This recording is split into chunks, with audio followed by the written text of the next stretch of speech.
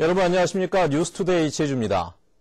제주 산간에 내려졌던 대설주의보는 조금 전 6시를 기해 해제됐지만 밤사이 한라산에 최고 23cm의 눈이 쌓이면서 일부 산간도로의 차량 운행이 통제되고 있습니다.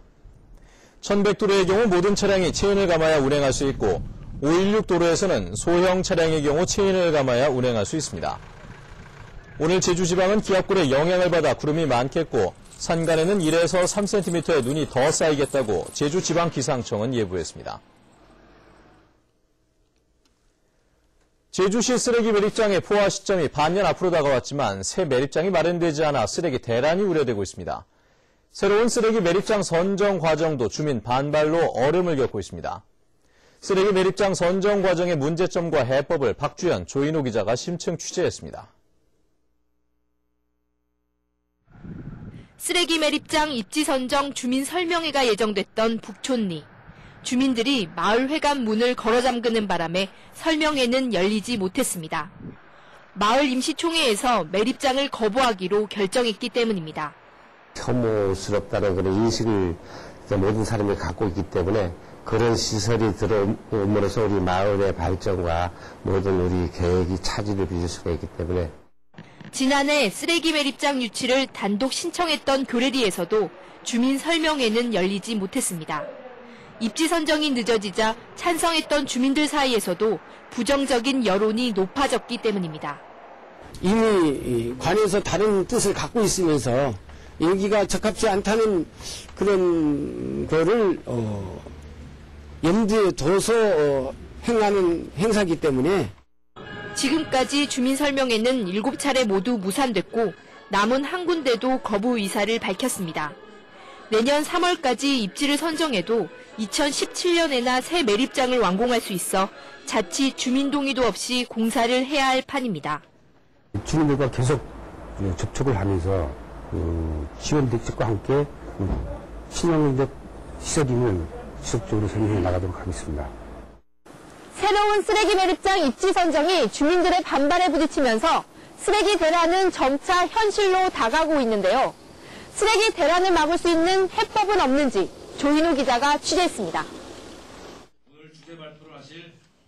지난 2004년 울산에서는 음식물 쓰레기 처리장 설치를 놓고 시민들이 7시간 밤샘 토론을 벌였습니다. 시민단체와 종교계가 추천한 배심원단 45명이 투표로 쓰레기 처리장 설치를 결정하자 간식 농성까지 벌였던 주민들도 승복했습니다. 이 같은 사례는 주민 동의 없이 후보 지역을 선정했다 반발을 사고 있는 제주 지역에 시사하는 바가 큽니다. 지금 형태로 밀어붙이기로 하면 결국은 공사를 할 수가 없다. 한 곳을 선정하더라도 과연 매립장 공사 아니면 소각장 공사가 되겠느냐, 될 수가 없다. 새로 매립장이 들어서는 지역에 구체적인 지원 계획을 명문화하는 것도 중요합니다. 제주도는 매립장 주변 마을에 500억 원을 지원하겠다고 밝혔지만 정작 예산 계획에는 한 푼도 반영하지 않아 불신이 높기 때문입니다. 단지 이제 계약이라든가 아니면 서면 아니면 구두상으로 이런 형태로 진행하는 형태밖에 안 되니까 그걸 주민들이 믿지 못하는, 그러니까 신뢰성을 못 얻는 그런 것 같습니다. 장기적으로는 쓰레기 매립량을 줄이기 위해 전국 평균보다 낮은 재활용 비율을 높여야 한다는 지적도 있습니다. 재활용이 가능한 쓰레기와 그렇지 않은 쓰레기를 좀 분리할 수 있게끔 이런 배출에 대한 교육 홍보 필요하고요. 그리고 이 수거 이후에 있어서도 이런 재활용률을 높이기 위한 시설들의 좀 확장이라든지. 제주도는 일단 봉계동 매립장을 증설해 포화 시기를 2017년 이후로 늦추겠다는 계획이지만 이마저도 주민들의 반발로 불투명한 상황입니다. 매립장 문제가 급하기는 하지만 주민 동의도 없이 서둘렀다가는 더 큰 반발을 살 수 있습니다. 급할수록 돌아가라는 말이 있듯이 지금부터라도 진지한 대화로 합의를 이끌어내는 것이 최선의 해법입니다. MBC 뉴스 조인호입니다. 제주 4.3 사건을 왜곡한 역사 교과서가 최종 승인을 받았습니다.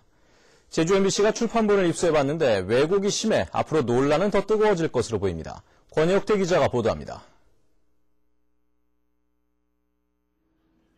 문제가 된 교학사의 한국사 교과서 인터넷 출판본입니다. 4.3을 기술한 부분은 305페이지. 먼저 사진 설명부터가 왜곡되어 있습니다. 대기 중인 수용자들이란 설명이 달린 정부의 4.3 진상조사 보고서 사진을 그대로 가져다 썼지만 설명은 다릅니다. 군경의 설득으로 하산한이라는 말을 끼워 넣었습니다. 내용은 더 심합니다. 당시 공무원과 경찰까지 함께 참가했던 1947년 3.1절 기념대회를 좌익만의 행사로 왜곡했고 군경 토벌대에 의한 희생자가 전체의 86%에 이르는 것으로 진상조사 결과 밝혀졌지만 민간인 희생자와 무장대에 의한 희생자를 동등하게 기술했습니다.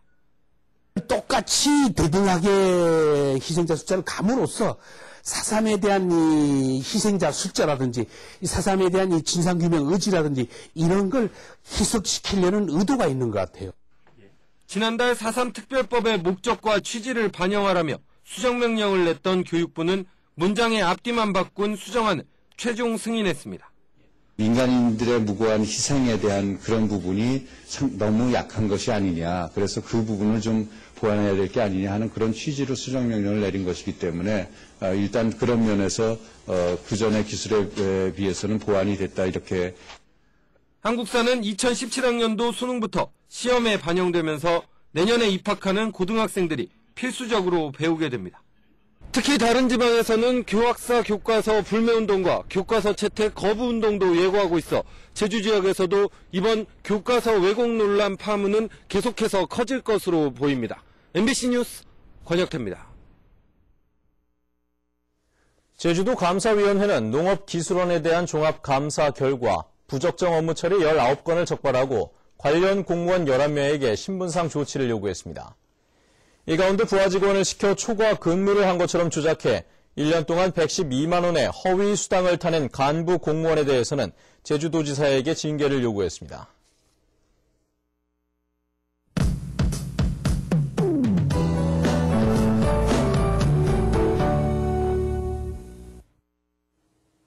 네, 상간에 내려졌던 대설주의보는 조금 전 해제됐습니다. 현재까지 누적 적설량 보시면 진단의 가치 23cm로 가장 많고요. 윗세오름에는 18cm가량의 눈이 내렸습니다.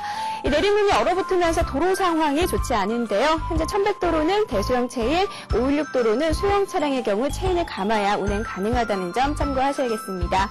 네, 오늘도 곳에 따라 가끔 눈이나 비가 오는 곳이 있겠는데요. 예상 강수량은 5mm 미만, 적설량은 1에서 3cm가량이고요. 내일은 찬바람이 강하게 불면서 체감온도를 더 끌어내리겠습니다. 다음은 자산지역별 날씨입니다. 아침 출근길 대체로 구름 많은 가운데 약간 빗방울이 떨어지는 곳이 있습니다. 북부 지역의 현재 기온 6도에서 7도 가리키고 있는데요. 낮 기온은 10도 내외를 보이겠습니다. 네, 서부 지역은 평년과 비슷한 기온 분포를 보이겠습니다. 남부 지역은 어제 같은 시각보다 기온이 2도가량 내려가 있고요. 낮 기온은 11도로 어제와 비슷하겠습니다. 네, 동부 지역의 현재 기온 3도까지 떨어져 있어 나오실 때 따뜻한 옷차림 하셔야겠습니다. 상간에는 기온이 영하권으로 내려가 있는데요. 도로가 얼어 미끄러운 곳이 많은 만큼 빙판길 안전사고에 유의하셔야겠습니다. 네, 3지역의 현재 기온 6도 내외, 낮 기온 10도에서 11도를 보이겠습니다. 제주도 앞바다와 남쪽 먼바다에 내려진 풍랑주의보는 조금 뒤 8시를 기해 해제되겠는데요. 하지만 오후까지 물결이 거세게 일면서 해상 활동에 주의하셔야겠습니다.